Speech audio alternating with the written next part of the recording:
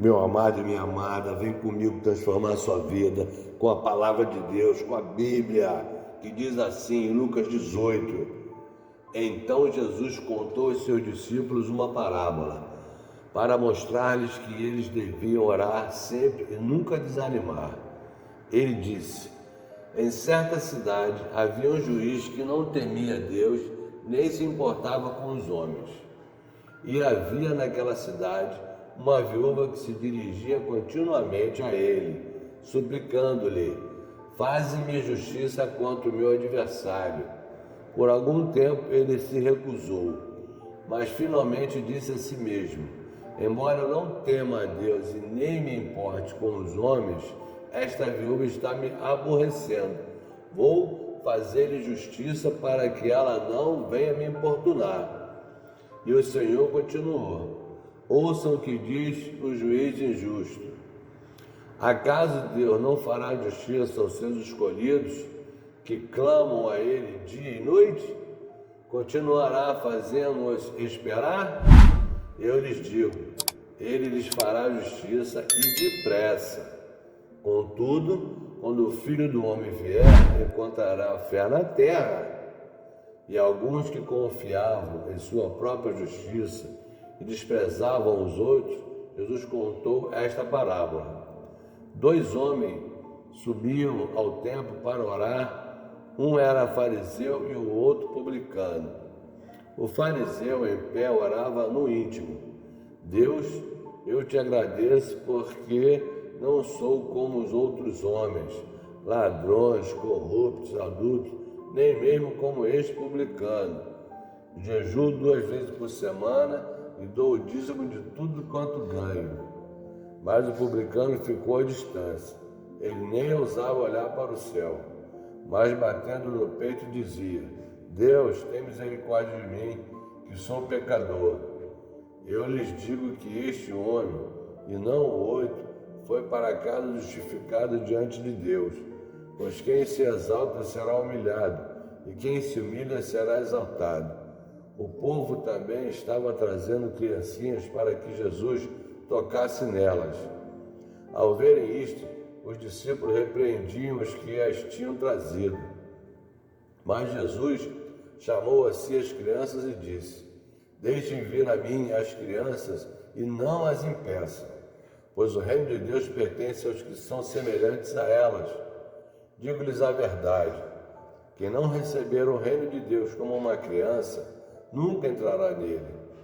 Certo homem importante lhe perguntou: bom mestre, que farei para herdar a vida eterna? Por que você me chama de bom? Respondeu Jesus. Não há ninguém quase que seja bom, a não ser somente Deus. Você conhece os mandamentos?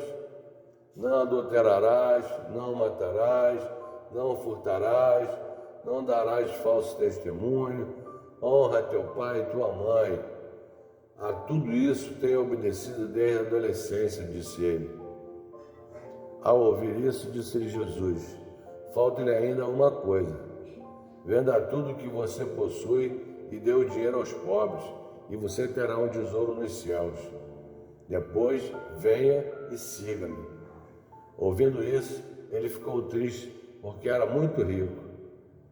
Vendo-o entristecido, Jesus disse: como é difícil aos ricos entrar no reino de Deus. De fato, é mais fácil passar um camelo pelo fundo de uma agulha do que um rico entrar no reino de Deus. Os que ouviram isso perguntaram: então, quem pode ser salvo? Jesus respondeu: o que é impossível para os homens é possível para Deus.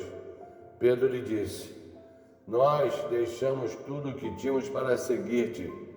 Respondeu Jesus: digo-lhes a verdade, ninguém que tenha deixado casa, mulher, irmãos, pais ou filhos por causa do reino de Deus, deixará de receber, na presente era, muitas vezes mais, e na era futura, a vida eterna. Jesus chamou à parte os 12 e lhes disse: estamos subindo para Jerusalém, e tudo o que está escrito pelos profetas acerca do Filho do Homem se cumprirá. Ele será entregue aos gentios, que zombarão dele, ou insultarão, cuspirão nele, e o açoitarão e o matarão. No terceiro dia ele ressuscitará. Os discípulos não entenderam nada dessas coisas. O significado dessas palavras lhes estava oculto, e eles não sabiam do que ele estava falando. Ao aproximar-se Jesus de Jericó, um homem cego estava sentado à beira do caminho, pedindo esmola. Quando ouviu a multidão passando, ele perguntou o que estava acontecendo. Disseram-lhe: Jesus de Nazaré está passando. Então ele se pôs a gritar: Jesus, filho de Davi, tem misericórdia de mim. Os que iam adiante o repreendiam para que ficasse quieto, mas ele gritava ainda mais: Filho de Davi, tem misericórdia de mim. Jesus parou e ordenou que o homem lhe fosse trazido. Quando ele chegou perto, Jesus perguntou-lhe: O que é que eu lhe faça? Senhor, eu quero ver. Respondeu ele. Jesus lhe disse: Recupere a visão, a sua fé o curou. Imediatamente ele recuperou a visão e seguia a Jesus, glorificando a Deus. Quando todo o povo viu isso, deu louvores a Deus.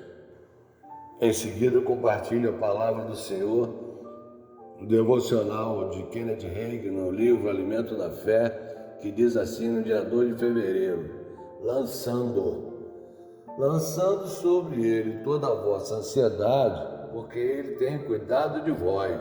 1 Pedro 5,7. Lançando sobre ele toda a vossa ansiedade, todas as vossas aflições, todas as vossas preocupações, todos os vossos cuidados, de uma vez para sempre, porque ele tem cuidado de vós com grande afeição e zela por vós com vigilância.